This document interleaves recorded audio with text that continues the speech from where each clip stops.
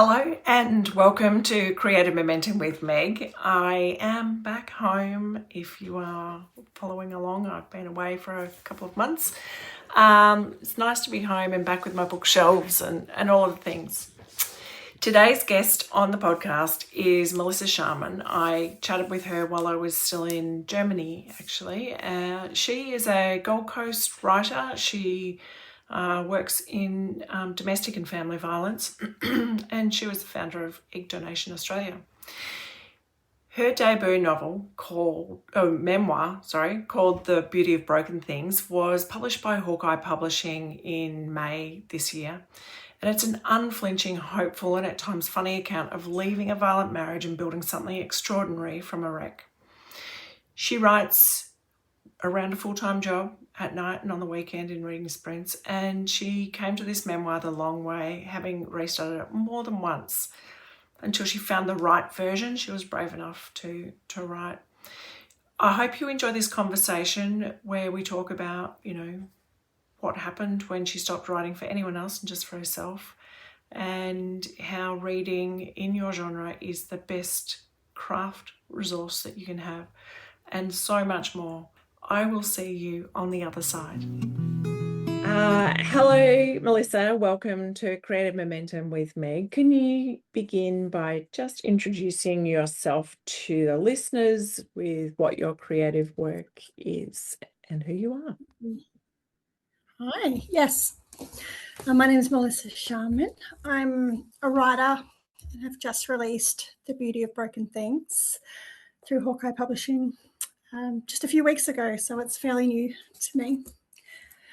I do a few other things in life. I also work as a DV practitioner and run a few nonprofits, but my passion is writing, definitely.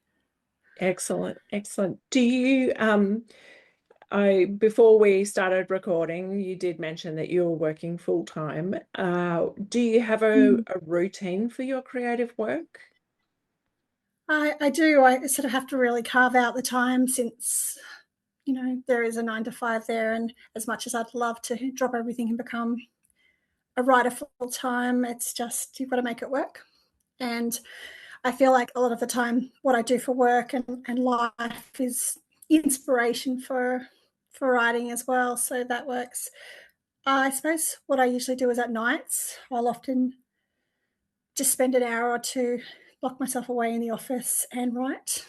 I'm also a big fan of the writers' events with Writers Queensland, where they will have a few hours carved out with the Pomodoro method, and I will just go and, drop a good 5,000 to 10,000 words on a Saturday or a Sunday. So it is hard, but it's, it's important, and it doesn't come easy, but yeah, you fit in what you can. Yeah. So with the Queensland Writers Centre events, are they like full day events to just turn up and just do your writing Pomodoro style, or? Yeah, well, they're 3 or 4 hours. So they start at 9 o'clock on a Saturday or a Sunday or a Friday, and they're usually held at libraries. So they're great times where writers can sit sort of, and I think sometimes getting out of the house where you've got notifications coming in and people who want your time and attention, and just carving that little bit of space out is super important. And I think also being with other writers who are sitting down and really putting the work in, I think 3 or 4 hours is a really good time just to hit it with all the energy and see what you come up with. Yeah, I'm so curious about these events. So is someone sitting there with a timer going like, your 25 minutes is up, like 5-minute break? Yeah. It's actually run through lots of libraries in Queensland, and they actually have a little timing thing that's on a screen, and it shows you when don't quote me, I get a bit lost with it, but it might be like 25 minutes and then a 5-minute break and then another 25 minutes and then a 15-minute break and then another 25 minutes and a 5-minute break. So you've just got enough time to really go hard, take a bit of a break, bit of a breather, walk around, stretch, go to the bathroom, and then you're back on the clock again. So the clock actually comes up on the screen and you know where you are in it. So wow. It's a really, for those who are just, it's hard to carve out that time and space for yourself, it forces you to sort of sit with other writers, and when you're on the clock, you're going. So it's a really productive time, and I think it's a really great idea. So Yeah, I love finding, this idea. yes. If there's other public library people listening to this, set this up in your library. This is a great thing for Great. writers. There's lots of different locations all over Queensland in libraries, and I think in the Queensland Writers Centre itself. Mm-hmm. And I think it's just a good place to go and also meet other writers and, have a little bit of conversation in the gaps. So, yeah, it's a good thing to get along to. Mm. Do you have a process for your creative work? So coming from, idea to finished product, is it, the finished manuscript that's ready to send out? What's your process? I think it's changed over time. I used to think that writing was very much a linear activity, start at the beginning and end at the end. And I've kind of realized that it's more for me like a patchwork quilt. So it's, adding little bits of squares, and then you might need to add another one in. And then eventually, once you've got them all, you join them together. So I suppose I fit in the more of a plotter than a pantser type of activity. But I like to have the idea, and sometimes I will write a whole piece of work based on one line, which is quite fun when you get to do it. But with the extra work, so sometimes I've literally written a story around those lines, and I've just pieced it together and shaped it as it's needed to go. So, yeah, I think that's something that I've gradually realized has worked for me, because in the past I've sort of tried to do it start to finish and it hasn't worked. So I think working to your strengths. Yeah. So Definitely helps. when you're doing that, so you're talking long form, is that Mm. right? Yeah. Yeah, So it's generally like chapter books or a long piece of work. Yeah. yeah. I do a lot of sort of narrative nonfiction for short pieces and things like that, and that's a completely different idea. But Yeah. So your book that has just recently been published, is that fiction or nonfiction? Can you? that's a nonfiction memoir. So I think memoir has a lot of rules of its own, and I probably during writing it, I think I must have attended like 15 different workshops, from online to little ones in libraries to everything. And I found that each single one that I went to, I got a little bit of a gemstone out of, and so many different ways of doing it. But ultimately, had to sort of take the best of the information that I got from so many different sources and make what worked for me, which I really loved writing. So, Can you tell us about the process of writing that memoir and what you've learnt from it that you would do differently next time? I think that when I first started writing, because in memoirs, for a lot of people, it's a piece of information that shares a lot of our personal lives, and for a lot of people, those can be painful, traumatic, can be hard times, can be really good times. It's sort of a lot to you're really vulnerable when you're leaving yourself on the page. And I think initially when I got into it, I wanted to write something that was easy to read. I wanted something that was happy, and I wasn't really quite ready to share the vulnerable parts of my life, I suppose. And over time, instead of writing when I was writing for everybody else, I decided that I was going to sit down and I was going to write something that was completely raw. Like, Anne Lamott says, you write to know what you think. And I wanted to know what I thought. And I had all these thoughts floating around, and I needed to put it on a page. So I literally wrote for me, that, was something that no one else would read. And when you take away that pressure of what other people will think of your work, what comes on the page is a lot more vulnerable and honest and raw, and I think real. And that was definitely the case for me. it had a few lives, and I also found that reading in the genre was probably one of the best things that I could have done.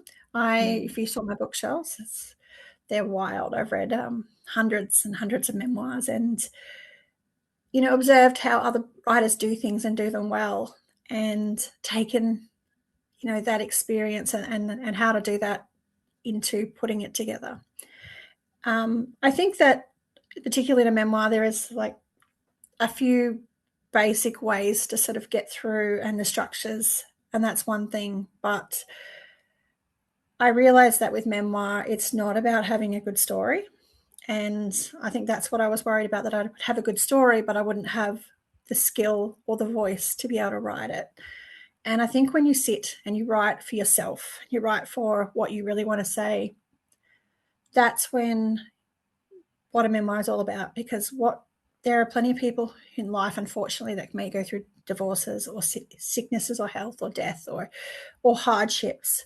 But what differentiates, one writer from another is their voice and how they tell the story. And I think that that's super important. So getting comfortable with your style and just putting it on page and not worrying about what other people think, at least in the first draft, I highly recommend.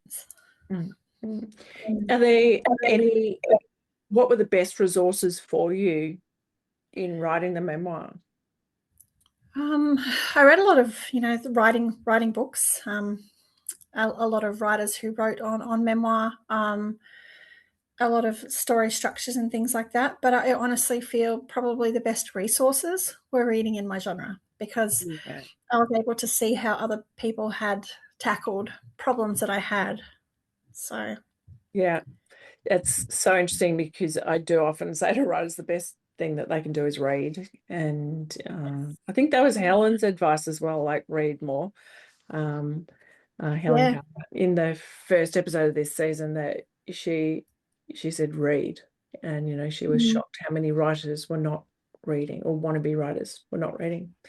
Tell me, yeah. I think it's a very much inspiration thing, and I think that motivation comes and goes, but with inspiration that can also help push forward motivation. And I used to think that the time that I invested into, whether it be looking at art, whether it be reading about people's psychology or human issues or things that were inspiring to the story, or other people's books, to read that, one of these other writers, she said to me, it's very much about, the writing process isn't just the time that you sit down to put pen on paper or fingers on keyboards. It is the imagining, the understanding, the research, the thought that goes into it, that is part of the writing process. So I learned to embrace that, rather than going, well, shouldn't be reading, and I shouldn't be looking at art, and I shouldn't be doing all these different things, because it's not writing, but it is part of the artistic process. I think it's that cup filling stuff as well, that we're learning from. Even just like looking at art is so great for us as writers, as you just said. Tell me, where do you get your inspiration for your creative work? I think that I get it from everyday life, the conversations that I have, the people that are in my life, the little dilemmas, the things that make us human, is probably, the human condition.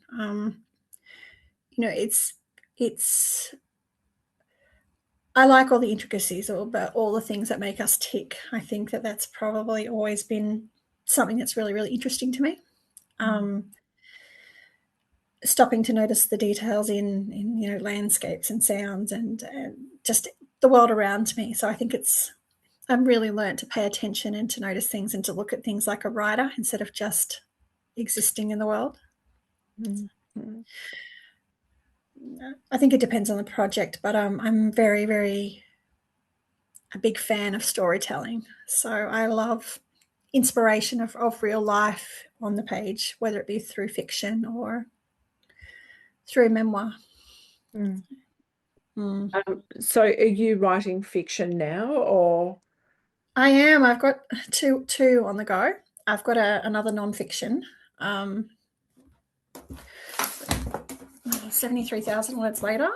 Nice little But I've also been working on a contemporary fiction, and it's I'd say it's probably a little bit literary, but it's very sort of contemporary fiction, exploring relationships and conflict and secrets. And yeah, I'm still figuring out where I'm going with it, but I'm loving what it's becoming so Mm. far.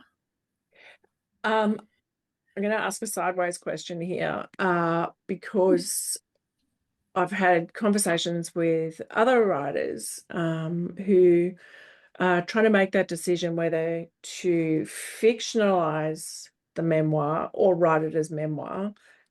Did you go down that decision path of like, what's going to be the better way to tell this story? Yeah, I absolutely did. I suppose you find it differently for different people.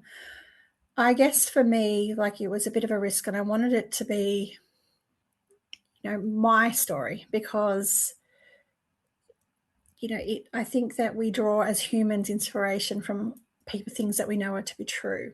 Um, Saying that in memoir, you can have a little bit of creative license, but not for meaningful details, if that makes sense. So, you can, when you're recalling conversations, sometimes the conversations aren't going to be exactly, but what they said, the scenes around you, things like that. But I think for me, there's obviously a lot of writers will be considering, what if mum and dad are angry? What if my ex-husband sues me? And these are really big, big questions, I suppose.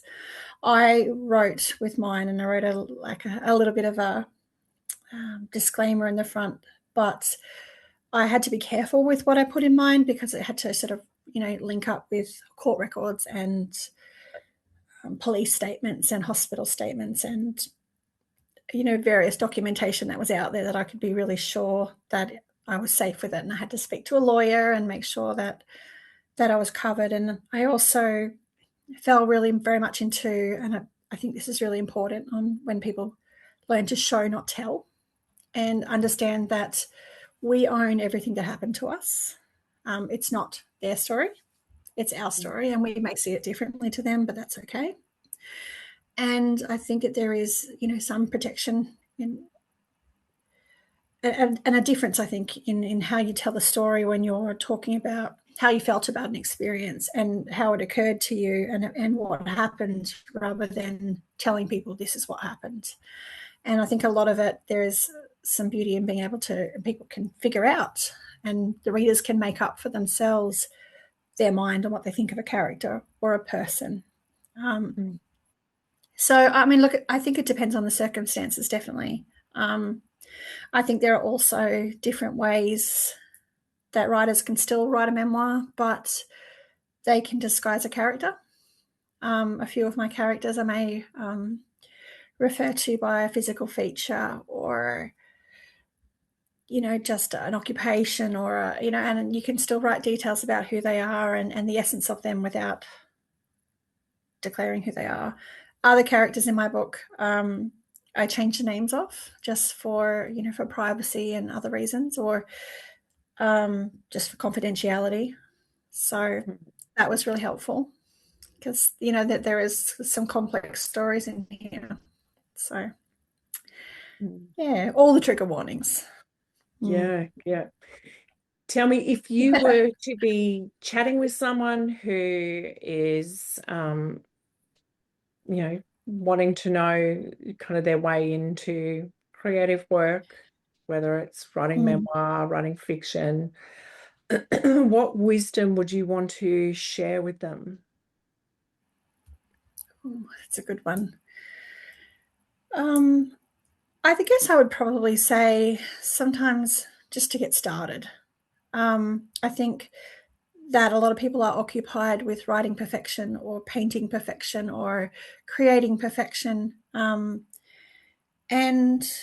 one of the greatest teachers that I actually had, she said, simple line to me: "Don't be afraid to write crap." Which I kind of laughed at the time, but I realized there was such wisdom in that, because in order to get something beautiful, which 250,000 words on the cutting floor later, I had to learn how to get the, to write the awful stuff, and to write it and then to pare it down, and to cut away the dead wood. And sometimes you've just got to write it. So sometimes you've just got to get started. Mm. And the piece that you're most proud of might be, it might take a while to get there. And it will probably be the next one and the next one and the next one, because you get better at your craft and your art. So just get started, do something. Mm. You can always get better. Such good advice, because we can talk about doing the thing for a very long time and not do anything with it. But getting started is, and be prepared to write crap. I love that. I spoke to a journalist yesterday, and he said to me, I've been interested in writing a book for years and I just don't know where to start. And I said, well, probably the best place to start is just to sit down and write yourself 300 words. Doesn't take long. For him, who's used to smashing out hundreds of words a day, go and write 500 words. And then, another day, write another 500 words. And even if you only get 200, or if you get 1,000, at the end of a year, you'll have a lot of words on a page. So, and when he thought about it like that, it was like, yeah. I remember being in a class with Anthony Yark, who is one of the people who started up the RMIT professional writing and editing course. And anyway, I was in this class with him, and he said, what is the minimum amount of time that you can spend on your writing in a day? And I worked out I could do half an hour, could easily find half an hour in a day. And he said, work out, how much you can write in that time. And I worked out I could write 500 words. And, you then go, oh, wow, that's like 3,500 words a week minimum. yeah, yeah. So, And it all adds up. And then some days you might have more than half an hour. Some days you might have an hour and a half. Some days, and I think some days my writing schedule was, I was running out the door, or I'd have something in my head, and I would just, as I'm driving down the motorway, I would get out my notebook and just leave some thoughts that were in my head, and that was writing, even if it was only 100 words on a page. So it all adds up in the scheme of things. So that's really good advice. Yeah. and is that staying in touch with it as well? Of, the more often you're at it, the less fear you have, and all of that. Melissa, what feels like home for your creative work and your creative brain? Oh, that's a good question. Do